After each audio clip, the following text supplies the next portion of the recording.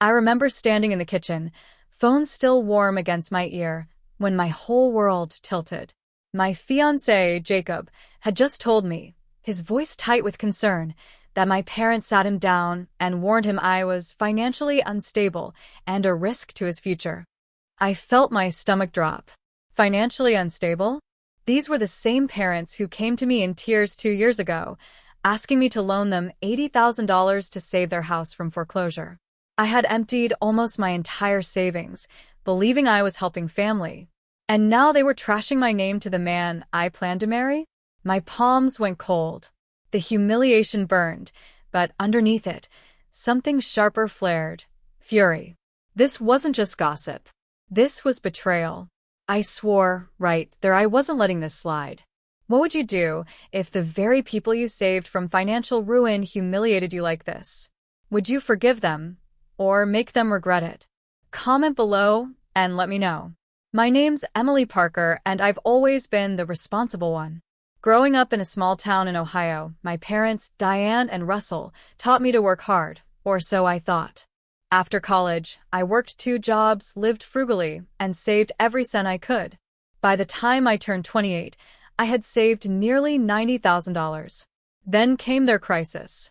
One night, Mom called crying, saying the bank was about to foreclose on their house. Dad was between jobs again, and they didn't know what to do. They begged me to help, and of course I did. I transferred $80,000 to them the very next day.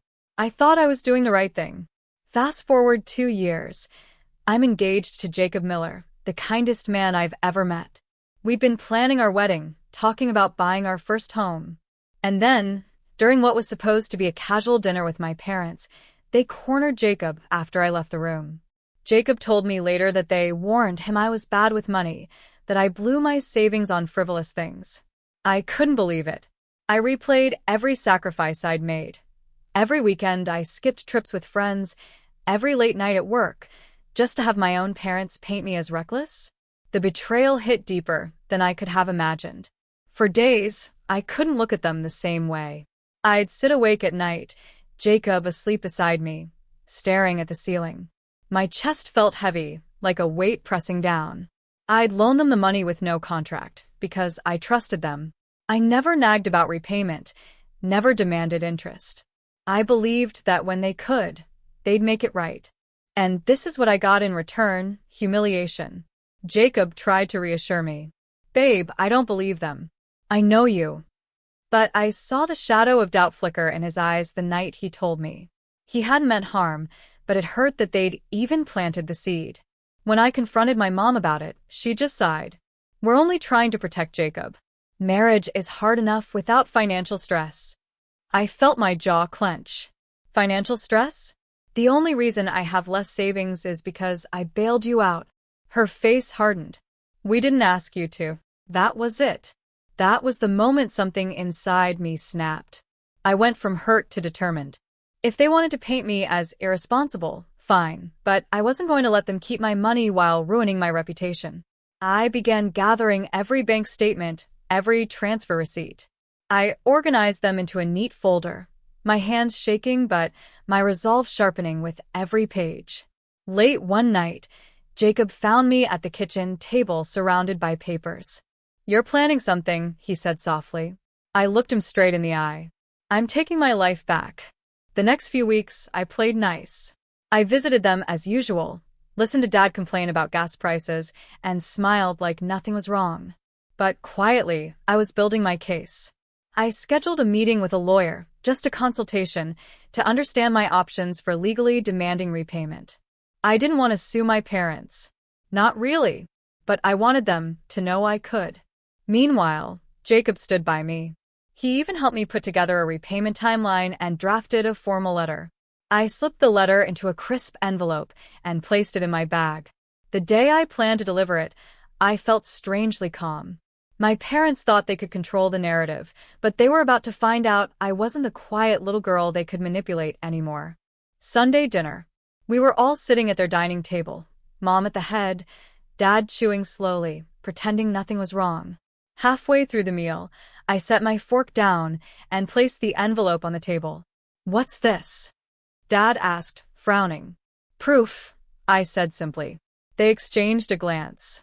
I opened the folder and began reading aloud. The date of the $80,000 transfer, their text messages thanking me for saving the house, their own words admitting it was a loan. Mom's face went pale. You're embarrassing us, she hissed.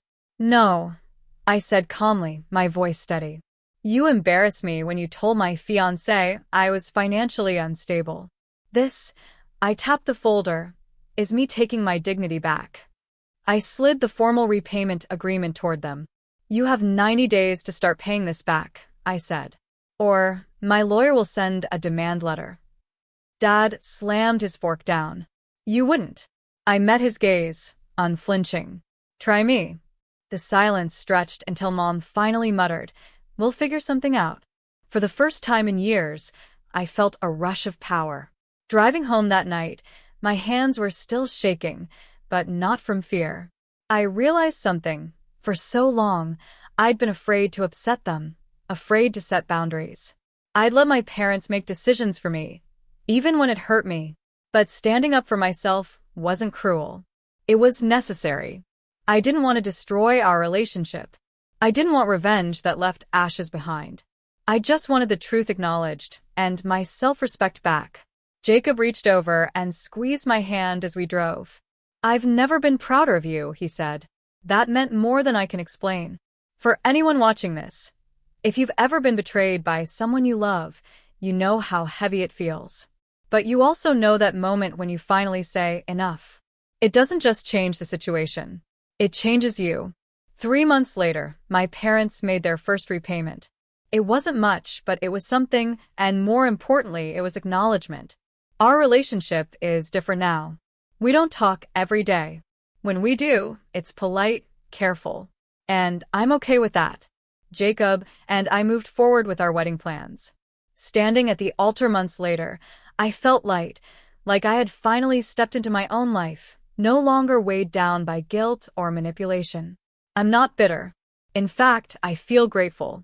Because I learned a lesson that money could never buy. No one, not even family, gets to define your worth.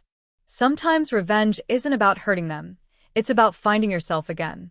That night at the dinner table, I found my voice. And I'll never give it up again. What about you? Have you ever had to stand up to family or friends who disrespected you? How did you handle it? Let me know in the comments. And don't forget to subscribe for more stories like this.